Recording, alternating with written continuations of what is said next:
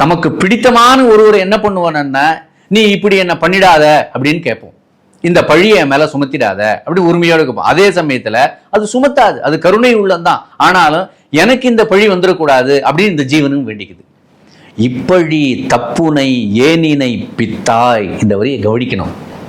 இந்த பழி வந்துடக்கூடாதுன்னு நீ விட்டுடு, பழி வந்துடக்கூடாதுன்றதை பார்த்துக்கோ அப்படின்னு என்ன அர்த்தம்னா, திரும்ப நீ என்ன இந்த பிரபஞ்சத்துக்குள்ளார விடக்கூடாதுங்கிறது கவனமா இருந்துக்கோ அப்படின்னு என்னென்ன பிரார்த்தனை பண்றார் பகவான். இந்த இடத்துல பழிங்கிறது பாவம் கிடையாது. இந்த இடத்துல பழிங்கிறது மீண்டும் அந்த பிரபஞ்சத்துக்கு என்ன அனுப்பாம இருக்கிறதுல இருந்து ஒரு பழியிலிருந்து நீ தான்ப்பா பார்த்துக்கணும் அப்படின்னாரு. சரி, நீ பார்த்துன்னுட்டார் பகவான். எப்படி சொல்றார் அப்படின்னா, ஏன் நினைப்பித்தாய் அப்படிங்கிறாரு.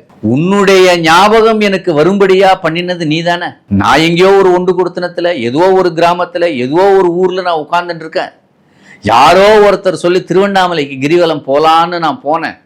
ஒரு முறை இல்லை, 2 முறை இல்லை, அப்படியே போயிட்டே இருக்கும் பொழுது திடீர்னு திருவண்ணாமலை கிரிவலம் போகாம இருக்க முடியாதுன்னு ஒரு நிலை வந்தது. அப்படியே மெதுவா போய் ரமணாசிரமம் போனேன், யோகிராம் சரத்குமார் ஆசிரமம் போனேன், சேஷாதிரி சுவாமிகள் போனேன், அருணாச்சலேஸ்வரர் தரிசனம் பண்ணேன். என்ன நடந்ததுன்னு தெரியல. கொஞ்ச நாள்ல உன்னுடைய நினைப்பு எப்பயுமே இருந்துட்டே இருக்கு. அருணாச்சலா அருணாச்சலான்னு எழுந்த உடனே சொல்றேன், தூங்க போகும்போது சொல்றேன், ஒரு காரியம் நடக்கணும் உடனே சொல்றேன், மனசுக்குள்ள சொல்றேன், வெளியில சொல்றேன். இப்படியே என்ன பூரணமா ஆக்கிரமிச்சியே ஏன் நினைப்பித்தாய் அப்படின்னு கேட்கிறார். என்னையே நினைப்பித்தாய்.